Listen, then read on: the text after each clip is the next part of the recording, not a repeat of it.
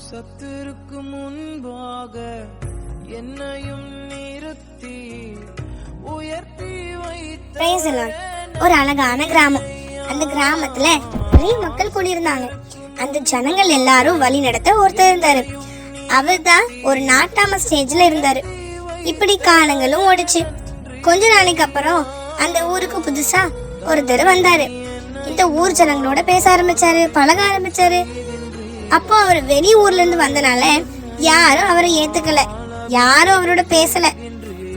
கொஞ்ச நாளைக்கு அப்புறம் இந்த ஊருக்கு புதுசா வந்தவரு எவ்வளவுதான் ட்ரை பண்ணாலும் யாரும் பேசாததால தனித்துதான் வாழ்ந்தாரு. யாரும் இவரோட பேச மாட்டாங்க, எதுவும் வாங்க மாட்டாங்க. இவர் வீதியில நடந்து போனா வெளியே நின்னவங்களா வீட்டுக்குள்ள போய் கதவை சாத்திடுவாங்க. இவர் அப்படி வெறுத்தாங்க அந்த ஊர்க்காரங்க. இவரும் இதுல வாழ பழகிட்டாரு.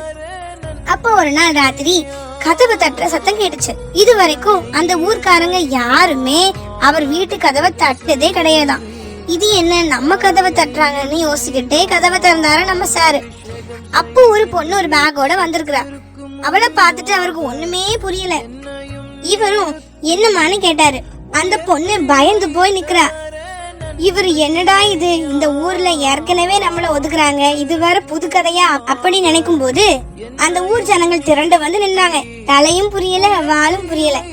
அவரு மெதுவா என்ன நடந்துச்சுன்னு கேட்கும் போது நாட்டாம ஸ்தானத்துல இருந்தாரே அவரு உடனே, போதும், என்ன ஒண்ணும் தெரியாத மாதிரி நடிக்கிறீங்களா, போதும் போதும், உங்க நடிப்புக்கு இன்னையோட ஒரு முடிவு கட்டுறேன் அப்படின்னு சொல்லிட்டு வேகமா அந்த ஊருக்கு புதுசா வந்துட்ட வீட்டுக்குள்ள போய் எல்லா ரூமையும் செக் பண்ணாரு. மொட்டை மாடிக்கு போய் பார்த்தாரு. உடனே எல்லா இடமும் செக் பண்ணிட்டு கீழே இறங்கி வந்து எல்லா மக்களையும் பார்த்து இவர் மேல அபாண்டமா பழி சுமத்தினாரு. நம்ம சாருக்கு ஒண்ணுமே புரியல.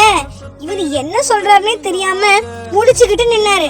அப்போ கதவு தட்டாலே அந்த பொண்ணு வேகமா, ஐயோ அபாண்டமா பழி சுமத்துறீங்களே, உண்மையை மட்டும் தான் பேசுங்க, நான் நாட்டாமாவோட பையன் என்ன துரத்திட்டு வந்தானதான் இவர்கிட்ட வந்து ஹெல்ப் கேட்டேன், ஆனா நீங்க என்னெல்லாமோ சொல்றீங்க, உன் பையன் மேல உள்ள தப்ப இவர் மேல போடுறியா அப்படின்னு அந்த பொண்ணு கேட்டா. அது மாத்திரம் இல்லங்க, அவ சொன்னா, எல்லாத்துக்கும் மேல ஏசப்பாங்கிற பெரிய சக்தி இருக்குது, அவரை மிஞ்சி இந்த பூமியில எதுவும் நடக்காது அப்படின்னு வீரமா அந்த பொண்ணு பேசினா.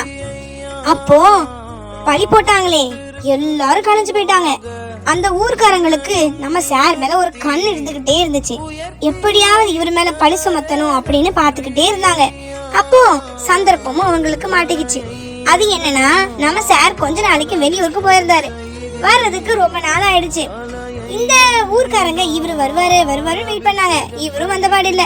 ஃபைனலா அந்த ஊர்க்காரங்க எப்பாடா ஒரு பெரிய தொல்லை ஒளிஞ்சிச்சுப்பா, இனிமே வரமாட்டார் போல அப்படின்னு நினைச்சிட்டு சந்தோஷப்பட்டாங்க.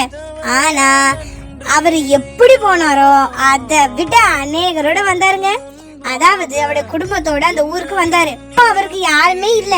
இப்போ அவருக்கு நிறைய சொந்தக்காரங்க அந்த ஊர்ல இருந்தாங்க. ஒடுக்கப்பட்ட இடத்துல விருத்தி அடைஞ்சாரு. அவர் ஏற்கனவே ஒரு லேண்ட் வாங்கிட்டு ஒரு வீடு கட்டினாரு.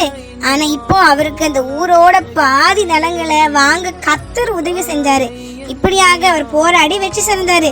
நெருக்கப்பட்ட ஒடுக்கப்பட்ட இடத்திலே பெருக கர்த்தர் உதவி செய்தார். இதே போலதான் நீங்க எந்த இடத்துல நெருக்கப்பட்டாலும் ஒடுக்கப்பட்டாலும் எதையும் பற்றி கவலைப்படாம, கவலையும் எதுவும் வேண்டாம். ஏன்னா எல்லாவற்றுக்கும் நீதி செய்கிறவர் ஒருவர் உண்டு. அவர் தான் இயேசு கிறிஸ்து, உங்களை காண்கிற தேவன்.